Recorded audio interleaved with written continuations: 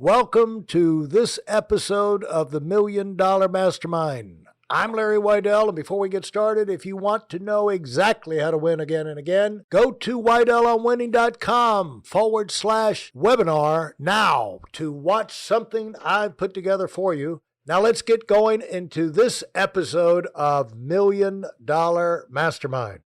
All right. I am back with Lou Childs and Katy Mallory of the SlumberPod empire, fast growing out of Atlanta, Georgia, and coming up with new products. And they have really compressed time frames in launching this new product. And they were smart enough, inadvertently, but it kind of turned out that way. They were smart enough to take a problem that they had and realize lots of, with their sleeping with their children on away from home, and realize if they could solve that, they might have something a lot of families would be interested in. And they found that the baby care market was already a $67 billion business. And so that's a great business to come up with some new products in. And so things are just starting. They've gone from 100,018 when they launched the business to 2 million in 2019, and then last year 4 million. And so great, they just got into the compounding track, and where it's gonna be fun because we got millions of people in this. North America's what, closing in on 400 million, and how many families in there and how many babies, and they all need this product. So that's got to be music to the ears of Lou and Katy. So welcome back, Lou. Thank you. Great to be here. And Katy, welcome back. Thank you. Katy, I'm going to ask you to lead off here. I'm curious, please let us know, we don't do planning for these calls because we're just talking about things ideas and information that are so familiar with us because we use it every day. And when I wrote my book, Serial Winner, I was just writing down the things that how we approach starting a project, during the middle part of a project when you're making things happen and dealing with the issues that you go through on the way to the finish line, and then finishing, rolling through and finishing that project and rolling on to something bigger and better. I just use the things that we had talked about. I talked about with people for 40 years off the top. It's just things we use all the time. So it wasn't hard, didn't need notes. And so right now, I'm going to do that with you and ask you, like, when it comes in, I'll try to ask the question in a way that'll help trigger the obvious for you. And that is, when you've started this thing, you did not know you were trying to solve a problem for yourself. And, you knew it wasn't going to go away. And like all problems, they limited you. They handicapped you. They caused you to change your plans and kept you in a box from what you wanted to do. You wanted to be able to travel with the babies. You wanted to be able to do this. But if you can't sleep away from home, all that's off the table. And so you wanted to solve the problem to get more freedom in there and have more enjoyment in life and have more options. And so you came up with a great solution, but you didn't know this would turn into something big. How long did it take before you got the idea that this could be a marketable product? So let's see, we got serious about inventing the product in May, June 2016. And it was probably in September, October of that same year that we loaned my sister, who had I believe like 6-month or 9-month-old at the time, a prototype. And she was able to fold laundry and quietly wash dishes in her hotel room while her daughter was sleeping because of our product. And that's when we really knew that we were onto something. And then it wasn't, it took some time for us to get the right manufacturer and do all the safety testing and everything. But the Kickstarter campaign that you mentioned when we talked before that met more than 9 times its goal was additional indication that we were really onto something. And then after that, it really just went like wildfire on social media, where a mom would want to talk about how well it worked and she'd share it with her network, and then somebody else would buy it and then share it with their network. So that snowball effect started pretty quickly after our Kickstarter campaign in 2018. Yeah, but And when we started getting influencers DMing us on Instagram saying, would you collaborate with me just for sending me a SlumberPod? We knew that there was something, because we weren't reaching out to people yet. They started reaching out to us. But I did want to mention one of the very first sales we made on Kickstarter was to this fun mom who started talking about SlumberPod to all her fans, and she has a lot of them.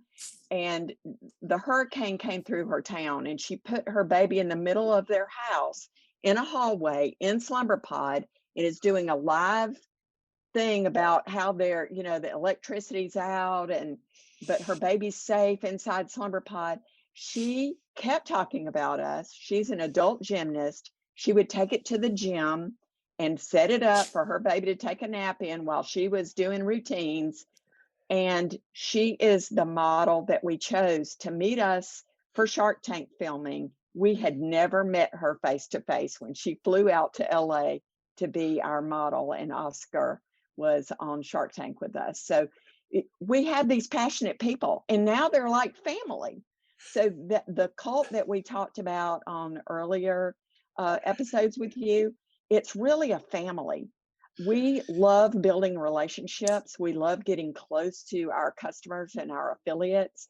We treat them differently than just a big company that has a product. We love to call them by their first name when they post about us, and make them feel important.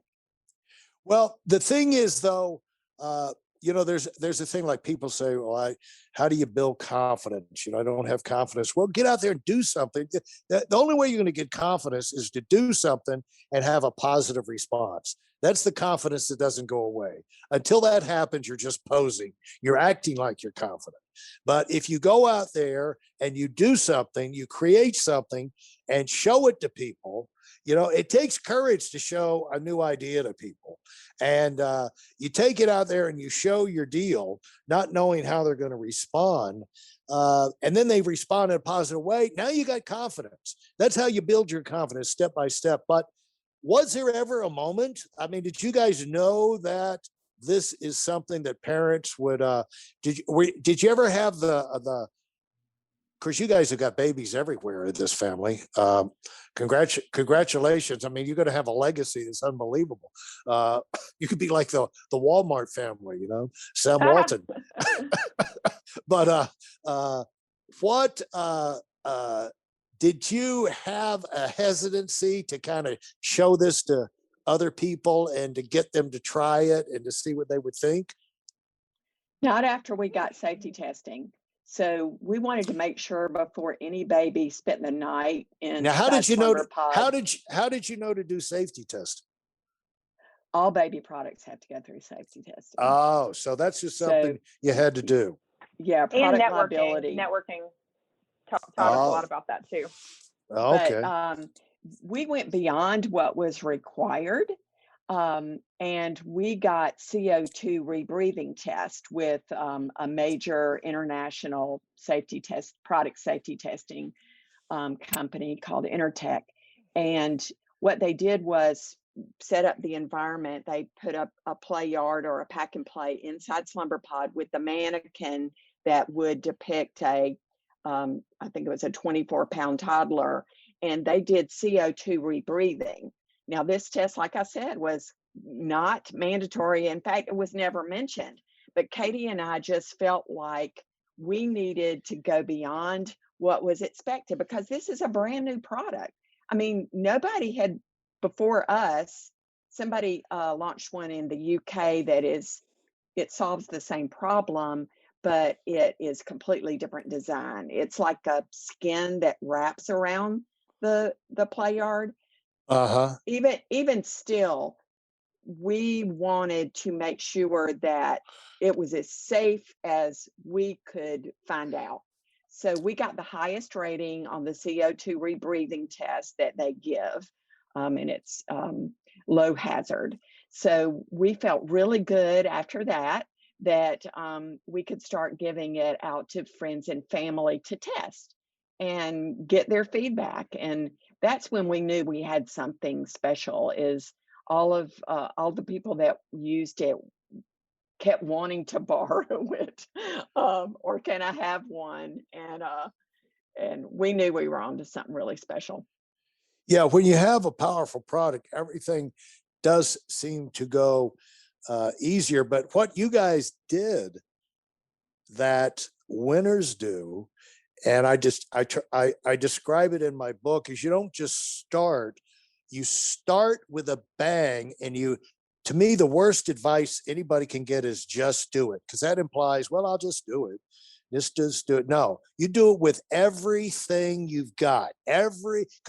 Because people who fail usually fail after going 98 or 99% of the way. And they almost get there, but then they fail. And in our company, we have 5-month contests, and we'll take them to Hawaii, take 1,000 people or 2,000 to Hawaii, or, wherever. And great places, great vacations, unbelievable. But, there'll always be 5-month sales contests. There'll always be thousands of people who miss it by one sale. And, you don't want to just you want to, if you miss the contest, you want to make sure that you go tell your husband or wife, we missed, and I gave it, I was working, I had no more to give, and you don't want to miss it by one sale and have that regret, because once it's over, it's over. And so most people who fail, if they knew they were going to fail, they would have worked more. And so that's why winners go in and they overdo. They don't do, they overdo. They don't just do it. They give it everything they've got, so that they stack the odds as fast as they can in their favor of success, in favor of them succeeding, because they're humble enough to realize, the odds are always against you starting something new. And so you went overboard on this thing right from the beginning, and knowing you had that rating had to give you a greater confidence and strength after that point going forward. Hey, listen, there's a lot of information online, but there aren't a lot of people who've actually done something. In my case, I've actually built a successful business that's accrued over $5 billion in assets under management and has done well even during trying times. Now, if you want to know exactly how I've done this, go to whitelmwinning.com/webinar now. I've compressed a decade of learning into 5 short weeks just for those of you who want to give yourself an incredible advantage and are tired of waiting and watching others move up. Well, we're just not a company that's out to make a bunch of money. What drives us is helping people and building relationships and making people's lives easier. And we couldn't do that confidently. We couldn't launch a product with all of that emotion without knowing it's as safe as we can prove, possibly. So, safety testing is hugely important to us. We have a blog about our commitment to it, and we love sharing it because we want people to feel confident, and we feel confident because we went those extra steps. Well, let me ask you this. It sounds like this has just been a gravy train for you guys. It's just been easy. Has this just been one serendipitous day right after another? You just followed the rose petals to greatness? Because it sounds like you came up with this great idea and everything kind of fell in place. Is that how it went? Or were there moments where you said, I don't know if we're on the right track here? Or I mean, has it been all sunny days? I would say that hasn't been rose petals all the time because we are accomplishing so much during our day. So when Katie went back to work after her maternity leave, we would have conference calls with people in our network or consultants that we were talking to while she was on her commute. And I could hear her breast pump going in the background. She didn't wait to have complete alone time and not doing anything, or it would have never gotten done. So she made it a priority. And if people figured out what the noise was, so what? So it can't be perfect. You can't wait for perfect. We are both really good at time management, I think.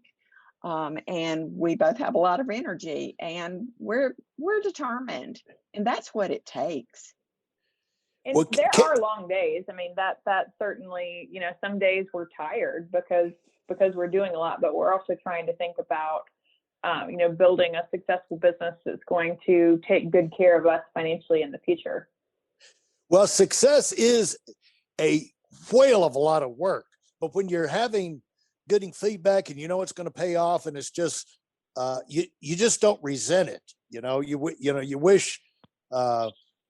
It's like people will wind up saying to you, "You guys were just geniuses on this." And if you're like me, I always say, if I was a genius, I wish I told myself years ago I could have saved myself a whole lot of grief. And geniuses don't do the dumb things I've done in my life. But somehow, until you got to keep making decisions and moving forward, and there's a lot of work involved to get where you want to go, even if you're on a staircase to, super success and record sales, because you go through stretch periods of where, your volume increases and you're trying to figure out, now, how are we going to deal with this? And what are things that you say to yourself to keep yourself on track going through those times? Because we all have to be, life is too complex to always have a little life coach at your side advising you and giving you pump up thoughts. How do you coach yourself to stay on track? What do you think about when you get exhausted, when you're at that point? What do you say? How do you look at things that you would say gives you an edge over most people, that you look around and you can tell most people don't look at it this way? And one of the things you've already talked about, like if you see the ship coming in, go out to meet it. It's like in basketball, they say they'll pass the ball. One player will pass the ball to the other player, and then it'll get intercepted. And the coach will go to the guy who was supposed to get the ball and scream at him saying, "Go get the ball. Don't just stand there, wait for the ball to come to you. Reach out, close that gap. Make it harder for someone to intercept that pass, go to the pass, And so that's kind of true in every area of life. Either you're going to be passive and just let it come to you, or you're going to go meet it. You've already talked about that. Can you think of other things that makes you feel like gives you an edge? Because Sure. like you say, people people are going to be copying this. They always copy success. And like you figured out a great thing, they're going to see if they can do it better. And so what do you think is going to give you? I'll tell you both this, because I coach $1 million earners. Okay. What's going to ultimately make you different is your drive and your continue to improve. And like you said, a new product. And it's going to be you, not the fact that you lucked up on a idea here that just happens to be in the sweet spot for parents. It's going to be what you do because of who you are going forward. That's just me talking to you. Okay. But because you're going to have everybody likes to copy, but they're not going to be able to copy who you are. And so that's your strength. So I just wanted to say that to you. Okay. Oh, thank you for that. And Larry, this seems like the perfect place. Oh, go ahead. I can't help myself, so you have to forgive me, Katie. No, you're totally fine. This seems like the perfect place to talk about how we've dealt with mistakes or with frustrations, because Yeah. turning mistakes into opportunities is another thing that we feel like sets us apart and that makes successful entrepreneurs successful. So two examples, and I'm sure my mom might have others, are that when we were early into shipping out products, we accidentally shipped out double. So if somebody was supposed to get one SlumberPod, that day we printed 2 shipping labels and they got 2. If they ordered 2, then they got 4. And we had to have a good sense of humor about the mistake and send out an email to the people who may have been getting duplicates to try and retrieve that product, because we're talking about a product which at the time was about $150 a pop. So we could have lost a significant amount of inventory had we not acted quickly and admitted our own mistake. And we were able to recover most of it. But that also gave us a lot of reason to revisit our shipping procedures and the software we used, and to put some new checks and balances in place so that wouldn't happen again. So we turned that into opportunity. And another example is that we recently launched a couple months ago a pet version of SlumberPod, thinking that it would be a home run, a product that would go over a pet crate or a pet bed to keep that pet sleeping space dark and private if they have anxiety or need darkness for traveling. And we've realized that product probably isn't going to be successful, that the pet crate covers that are already on the market must be solving for most of the customers' needs. So we're going to scale back on that business, but it's another great example of how we need to look at ourselves and think about how to turn this into opportunity. And what it's taught us is that we're going to stick to baby sleep as our category and to build out more products there instead of trying to expand into other tangential markets. So one of the lessons there, not just about turning mistakes or failures into learning opportunities, is to know when enough is enough, and not everything you're going to do is going to be successful, and you have to pivot.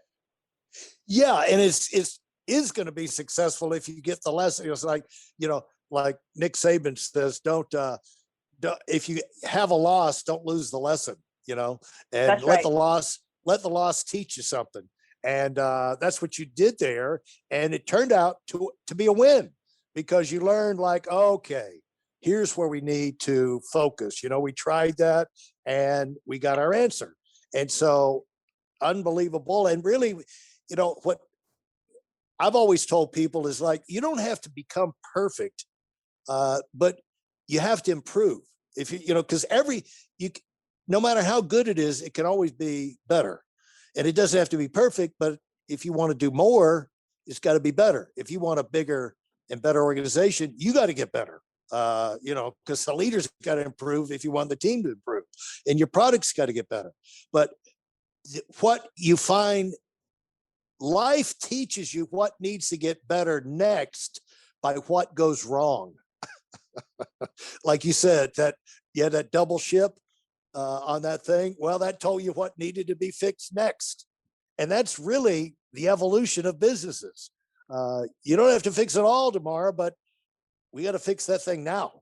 That one needs to be fixed next. So, Lou, what comes to you on that subject?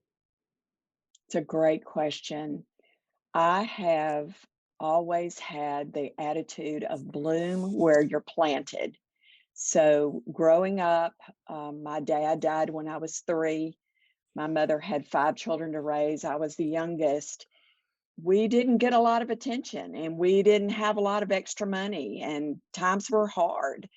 But I made the best of it. I had a wonderful childhood. I went to work at 16, summers and Christmas holidays. But it was great. And my advice to young people is embrace whatever role you're in. Learn everything you can about it, because you are going to take that knowledge and you're going to build on the next role, and you're going to build on the next role, because everything I have done from customer service to waitressing to hostessing at a restaurant to marketing to being in journalism, all the things, and being a mom and managing my time have made me what I am today. It all culminated, and here I am able to run this business pretty much with very little help on the side. And it's all because of those things. And also another thing is keep learning.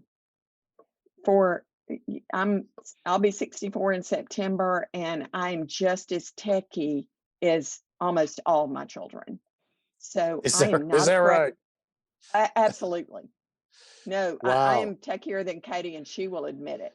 I just love learning. I cannot stand for something to get the best of me. So I dive in and I figure it out. Maybe technology isn't your thing, but whatever is your thing, dive in. Don't be afraid to ask questions. Try and figure it out on your own, and don't ever stop learning. Unbelievable. Thanks so much, Lou. It's been fantastic. And I'm going to look forward to seeing your business just grow and grow and grow, and look forward to talking to you down the road and have some fun uh, seeing what all new you've accomplished and what you've learned. Okay. So thanks so Thank much. you, Larry.